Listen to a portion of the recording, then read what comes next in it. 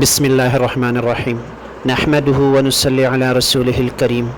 میرے بھائیو، اللہ پاک نے ہمیں مسلمان بنایا، عظیم کلمہ عطا فرمایا، لا الہ الا اللہ محمد رسول اللہ۔ اللہ کے حبیب صلی اللہ علیہ وسلم لوگوں کو دعوت دیتے تھے کہ لوگوں اس کلمے کو پڑھ لو، لا الہ الا اللہ محمد رسول اللہ کو پڑھ لو، کامیاب ہو جاؤ گے۔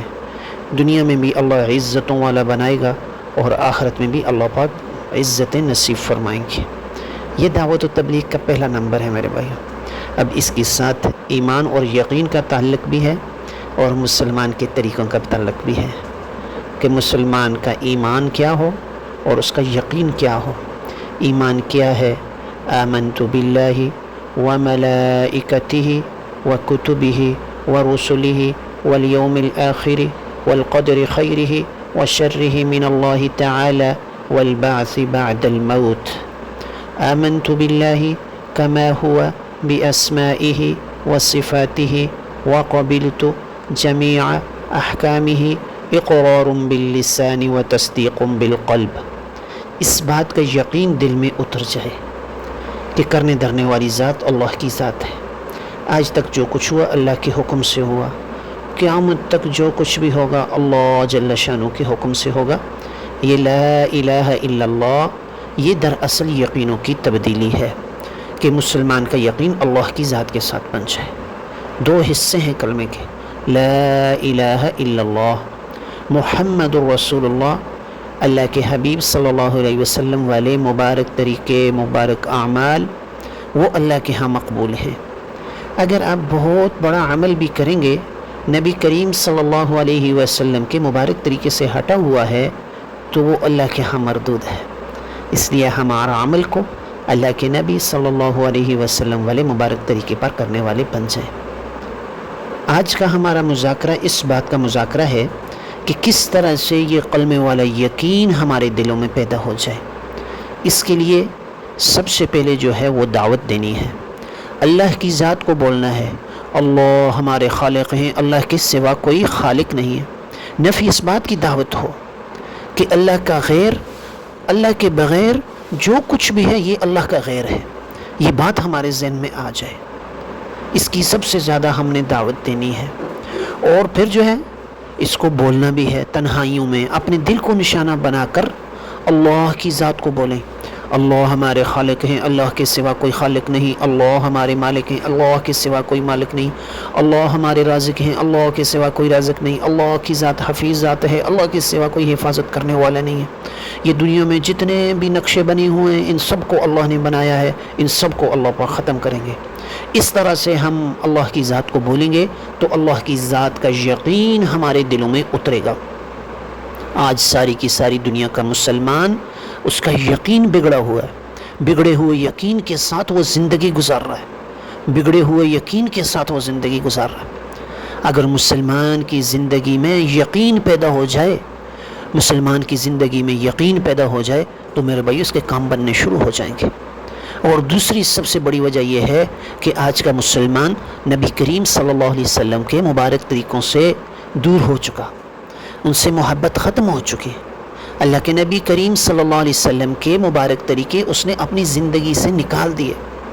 تو میرے بھائیو، کلمے والا یقین ہمارے دلوں میں پیدا ہو جائے، یہ کیسے پیدا ہوگا؟ اس کے لیے اللہ کے راستے میں نکلنا، اللہ کے بولوں کو بولنا۔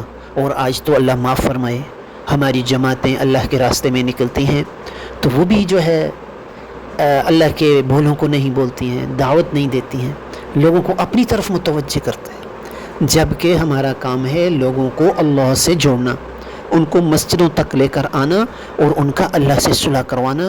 یہ دعوت و تبلیغ کا مقصد ہے کہ ہم اللہ کے راستے میں نکلیں۔ سب سے پہلے ہمارا یقین اللہ کی ذات کے ساتھ بن جائے، سب سے پہلے ہمارا یقین اللہ کی ذات کے ساتھ بن جائے، ہمارا یقین پیدا ہو جائے کہ اللہ خالق ہیں، اللہ مالک ہیں، اللہ رازق ہیں، اللہ اپنے خزانوں سے ساری دنیا کی مخلوق کو کھلاتے ہیں۔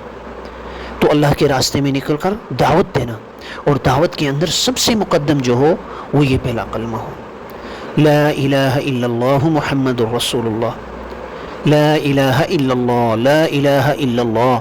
اس کی بہت زیادہ دعوت دینا اور آج محمد الرسول اللہ بڑے بڑے بیانوں میں اللہ کے نبی صلی اللہ علیہ وسلم والے مبارک طریقے بولے نہیں جاتے۔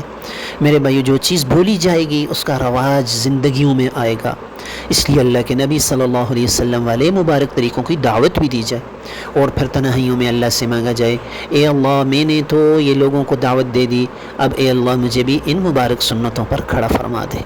یہ دعائیں کرنا، تو میرے بھائیو اس کے لیے اللہ کے راستے میں نکل کر اس دین کی محنت کو مقصد بنانا، اور ساری زندگی اس کو کرتے رہنا، اس کے ساتھ جڑے رہنا، اپنے آپ کو جوڑ کے رکھنا۔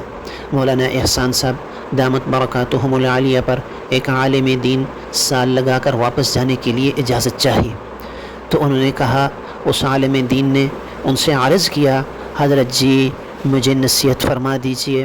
تو مولانا احسان صاحب نے نصیحت فرمائی کہ ایک تو مقام پر جا کر اس کام سے جڑے رہنا، اس کام سے جڑے رہنا، اور دوسرا جس ترتیب پہ کام کو دیکھ کر گئے ہو اس ترتیب سے کرتے رہنا، اپنی طرف سے کوئی ترتیب نہ چلانا۔ اللہ معاف فرمائے، آج تو ہماری اپنی ترتیب ہے، سروزے کی بھی اپنی ترتیب ہے، اپنی مرضی کی، اپنے مزاج کے مطابق ہمیں جماعت مل جائے۔ چلہ بھی ہمارا ایسے علاقے میں ہو جہاں سہولیات ہوں، اور 4 مہینے بھی ہمارے ایسے علاقے میں ہوں، ایسی جماعت کے ساتھ تشکیلیں ہوں جہاں ہماری طرف سے کوئی مسئلہ نہ ہو، ان کی طرف سے بھی آرام والا سارا معاملہ ہو، اور سفر بھی وہ ملک ہو جس میں سہولیات ہو۔ دیکھ لیں بھائیو، آج اللہ معاف فرمائے ہماری یہ جماعتیں، ہم خود کس طرف جا رہے ہیں؟